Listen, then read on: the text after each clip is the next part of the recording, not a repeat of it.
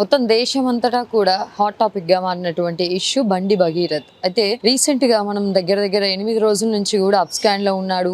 ఇంకా పోలీసులు మాత్రం మాకు అతను ఎక్కడున్నాడో అతని ఆచూకీ తెలియలేదు అని చెప్పేసి ఇప్పటి వరకు వార్తలు చెప్తా ఉన్నారు. బట్ రీసెంట్ గా నిన్న ఎప్పుడైతే శనివారం ఏం జరిగింది అని అంటే పూర్తిగా కూడా అతనికి సంబంధించి వరంగల్లో గానీ ఇటు హైదరాబాద్ లో గానీ వాళ్ళ ఇళ్లలో అన్నిట్లో కూడా పోలీసులు సోదాలు నిర్వహిస్తా ఉన్నారు. అతను ఎక్కడున్నాడు ఏంటి అని చెప్పేసి చూసేటటువంటి తరుణంలో స్వయంగా పోలీస్ స్టేషన్ లో పేట్ బషీరాబాద్ పోలీస్ స్టేషన్ లో లొంగిపోయినట్లుగా కూడా వార్తలు వస్తా ఉన్నాయి. బట్ ఇక్కడ మనం చూసుకున్నట్లయితే పేట్ బషీరాబాద్ సిపి ఎవరైతే ఉన్నారో అతను మాత్రం ఒకటే చెప్తా ఉన్నాడు, అతన్ని మేము వెళ్లి అరెస్ట్ చేసి తీసుకొని వచ్చామని చెప్తా ఉన్నారు. బట్ ఇటువైపు మనం సోషల్ మీడియాలో చూస్తే మాత్రం బండి భగీరథ్ కి సంబంధించి వాళ్ళ తండ్రి గారు అయినటువంటి బండి సంజయ్ గారు మాత్రం ఒక చిన్న పోస్ట్ అయితే రిలీజ్ చేయడం జరిగింది. ఎందుకనంటే మాకు నా కొడుకు మీద చాలా నమ్మకం ఉంది. నా కొడుకు పలుమార్లు చెప్పుకుంటూ వచ్చారు, ఎట్టి పరిస్థితుల్లో కూడా నాన్న నేను తప్పు చేయలేదు, సో నాకు కొంచెం టైం ఇవ్వండి, నేను ప్రూఫ్స్ తీసుకొచ్చి సబ్మిట్ చేస్తాను, తను మైనర్ కాదు మేజర్ అని చెప్పేసి తను పలుమార్లు చెప్పడం వల్ల తండ్రి అయినటువంటి బండి సంజయ్ అతన్ని నమ్మాను అని చెప్పేసి చెప్పాడు. బట్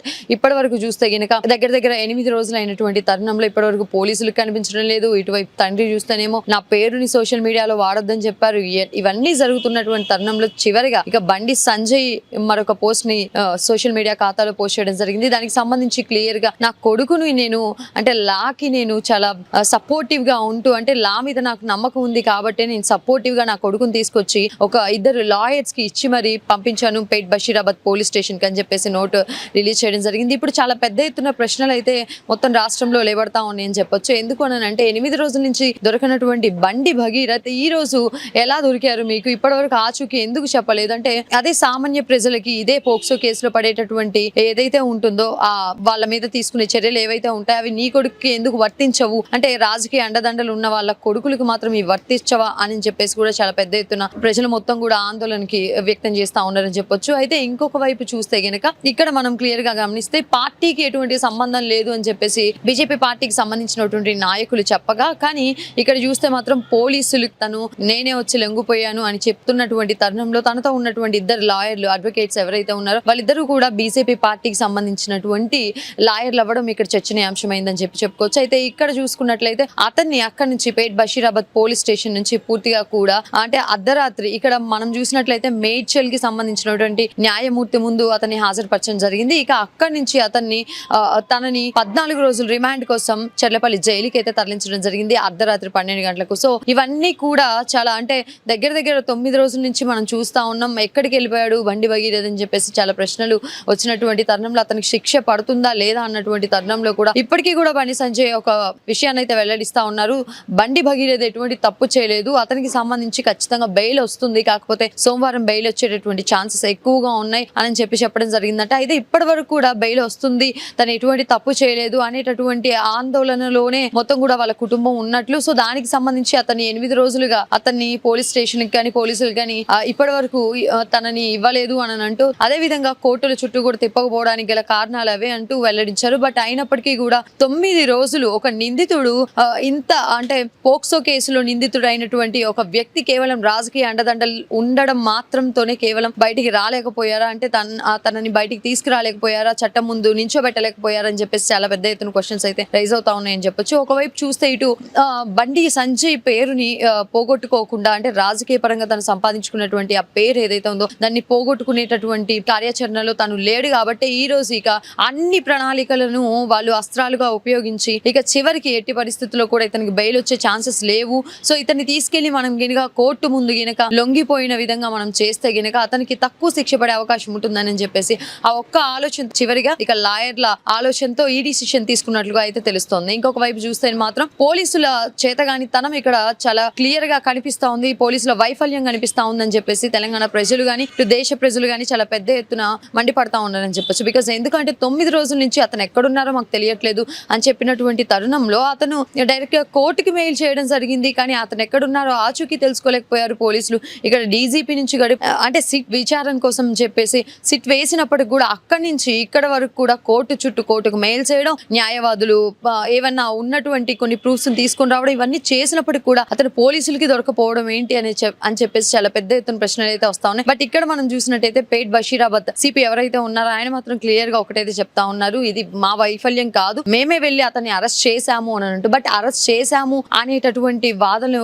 వస్తే గనుక ఒకవేళ బండి సంజయ్కి తన కుమారుడికి ఎటువంటి అంటే ఇంకా చెడ్డ పేరు వచ్చేటటువంటి ఆలోచన ఏమన్నా ఉంటుందా అని చెప్పేసి అదే ఆలోచనతో ఆయన నేను నా కొడుకుని లాయర్స్ తో సహా పేట్ బషీరాబాద్ పోలీస్ స్టేషన్ కి పంపించాను అని చెప్పేసి వార్తలు వస్తా ఉన్నాయి. అయితే పూర్తిగా కూడా న్యాయమూర్తులకి సంబంధించి ఇటువైపు ఈ కేసు మొత్తంలో కూడా న్యాయానికి సంబంధించి న్యాయ వాదనలకు సంబంధించి మొత్తం కూడా ఇప్పుడు నడుస్తా ఉందని చెప్పొచ్చు. ఒకవైపు పోలీసుల వైఫల్యం అయితే కనిపించింది క్లియర్ గా అని కూడా చెప్పొచ్చు. అయితే ఇక్కడ రాజకీయ అండదండల వల్లే పోలీసులు కూడా ఇతని పైన ఇప్పటి వరకు చర్యలు తీసుకోలేకపోయారా అనేటటువంటి చాలా పెద్ద క్వశ్చన్స్ కూడా రైజ్ అవుతా ఉన్నాయి. అయితే ఇక్కడ ఇంకా మాట్లాడాలి అని అంటే మనం ప్రజల వైపు నుంచి వింటున్నటువంటి కొన్ని వాదనలు ఏంటి అంటే ఎట్టి పరిస్థితుల్లో కూడా తనని శిక్ష పడకుండా చూడడానికి మాత్రమే ట్రై చేస్తా ఉంటారు. ఇక సోమవారం ఎప్పుడైతే మేజిస్ట్రేట్ ముందు తను హాజరవుతాడో ఇక సోమవారం తుది నిర్ణయంగా మారబోతా ఉంది. సోమవారం అనేది అంటే రేపు చాలా కీలకంగా మారబోతా ఉంది. అతనికి ఎటువంటి శిక్ష వేస్తారు అని చెప్పేసి అందరూ కూడా అంటే తనని నిందుడిగా తేల్చడం జరిగింది. ఇక్కడ పూర్తిగా కూడా తనని నిందితుడిగా అయితే తేల్చడం జరిగింది. ఇక ఈ నిందితుడికి ఎటువంటి శిక్ష వేస్తారు, మరి ఇక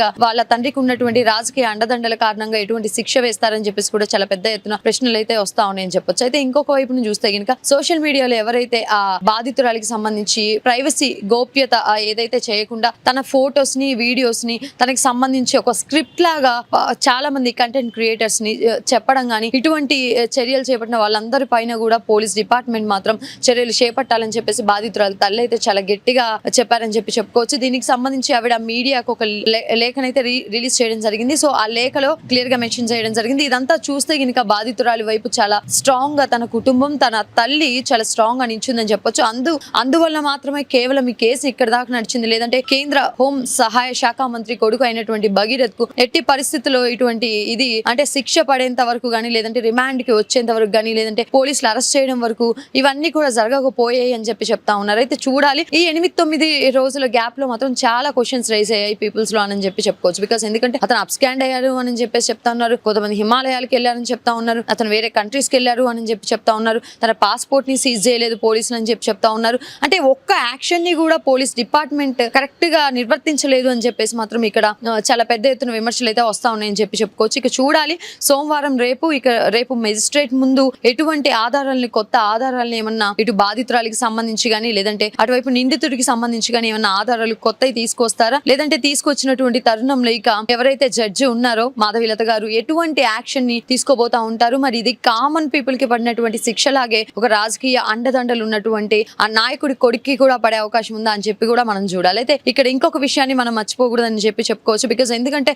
చాలా పెద్ద ఎత్తున సోషల్ మీడియాలో మాత్రం ప్రజలు వాళ్ళ అభిప్రాయాలను తెలియజేస్తా ఉన్నారు. బికాస్ ఎందుకంటే బండి సంజయ్ అనేటటువంటి నా పేరును మాత్రం ఎక్కడ వాడొద్దు, నాకు ఉన్నటువంటి రాజకీయ పరంగా సంపాదించుకున్నటువంటి ఆ గొప్ప పేరుని మీరు ఎక్కడ పోగొట్టడానికి ట్రై చేయొద్దు అని చెప్పేసి బండి సంజయ్ ఇప్పటికీ అప్పీల్ చేసుకోవడం జరిగింది. దానికి సంబంధించి కోర్టు కూడా అనుమతి ఇవ్వడం జరిగింది. కానీ ఇక్కడ ఎందుకు మరి రాజకీయాలను వాడుతా ఉన్నారు? రాజకీయ నాయకులకు సంబంధించినటువంటి పోలీసులు అంటే మొత్తం లాయర్లని తీసుకొచ్చి ఎందుకు పేట్ బషీరాబాద్ పోలీస్ స్టేషన్ దగ్గర అతన్ని సబ్మిట్ చేయడం జరిగింది అనేటటువంటి చాలా పెద్ద ఎత్తున క్వశ్చన్స్ అయితే జనాల్లో రేకెత్తుతున్నాయి అని చెప్పుకోవచ్చు. చూడాలి ఇక తదుపరిగా ఇక మరి సోమవారం ఎటువంటి తీర్పు వెలువడబోతా ఉంది లేదంటే ఇక మళ్ళీ కేసుని ఇంకా ప్రూఫ్స్ అవి ఇవి అని చెప్పేసి అంటూ ఒకవైపు బాధితురాలైనా లేదంటే నిందితుడైనా ఇంకెంత వరకు ఇంకెన్ని రోజులు దీన్ని తీసుకెళ్లబోతా ఉంటారు అని చెప్పేసి మాత్రం వెయిట్ చేయాలి మనం.